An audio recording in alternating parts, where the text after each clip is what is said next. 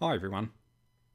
Today I'll be looking at one of over 500 keyboard sonatas by Domenico Scarlatti, who was an almost exact contemporary of J.S. Bach and G.F. Handel.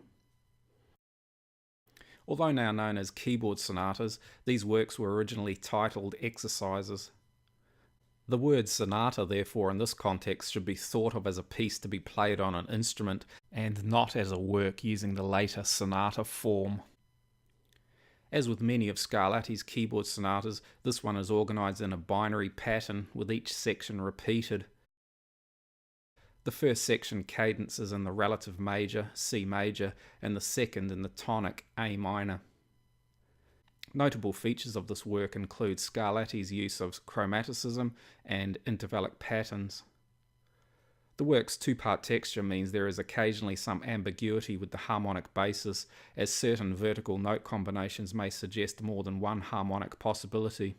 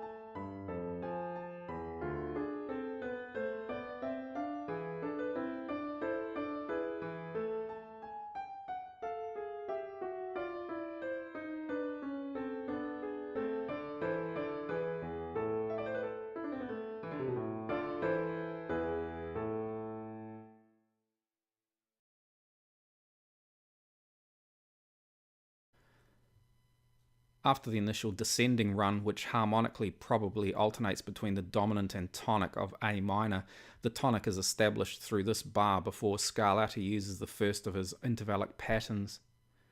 Together, this descending fourth and accompanying bass line form a 3-5-6-7-6 intervallic pattern, which is again used here in C major, here in D minor, and here in the dominant E minor.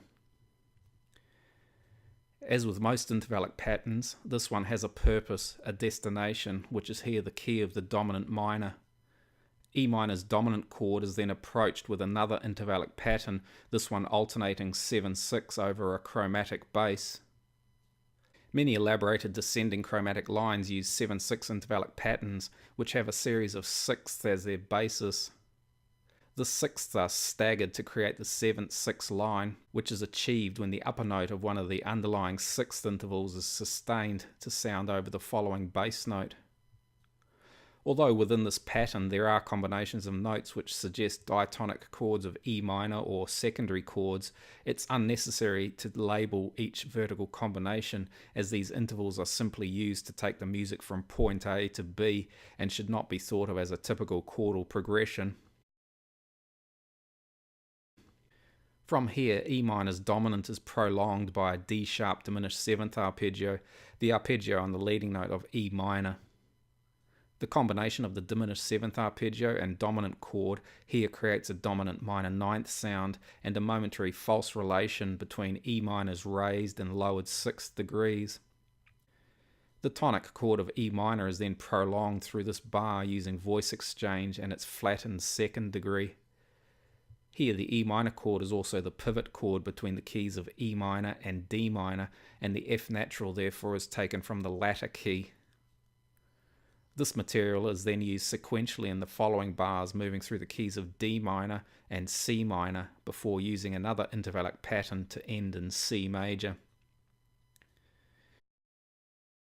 This sequence also supports a long-range descent from C through B flat to A flat. These notes are the 6th degrees or submediant of the keys used in the sequence. C is the 6th of E minor, B flat the 6th of D minor, and A flat the 6th of C minor, and the flattened 6th of C major, which is again resounded here as the flattened 6th in that key. The A flat also then connects to this section's final descent. After this cadence in the relative major, another 7/6 pattern moves to C major's leading note diminished chord, which is prolonged by voice exchange and resolves to C major's tonic. The first section ends with the work's initial descending run, now transposed to C major, leading to the final cadential chords.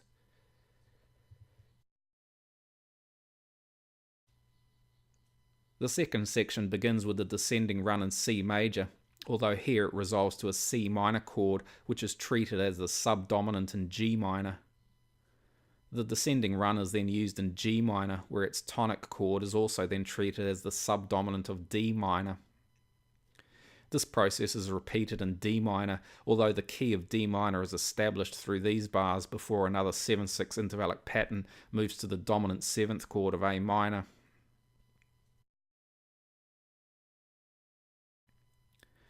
A minor's leading note diminished 7th arpeggio is then used to begin a similar sequence as that used in the work's first section. This sequence moves through G minor to end here in F major, which is then connected through another intervallic pattern which initially ends on the tonic of A minor before continuing using another melodic configuration to end on A minor's subdominant. With all intervallic patterns, it's important to remember that it is the underlying intervallic pattern that is being repeated. The pattern may be used more overtly, such as with these 7/6 patterns, or may be disguised with other melodic shapes. In these bars, for example, although thirds form the intervallic basis, here they are apparent, whereas in these bars they are disguised by this scale descent in the bass, an arpeggiated tonic chord, and these repeated figures. As with its use in the work's first section, this sequence also contains a long-range descent moving from C to B flat and here to A. The C and B flat now sound the 4th degrees of the sequence's underlying keys, while the A initially sounds the 3rd of F major's tonic chord. The A is then resounded here before moving to F to continue its descent to the final cadence. Here then, although this sequence supports the 4th degree of these keys rather than the 6th degrees, as in the first section sequence, Scarlatti harmonizes this A with an F major chord, which on its second sounding is heard as the submediant in A minor, thereby preserving that connection with the previous usage.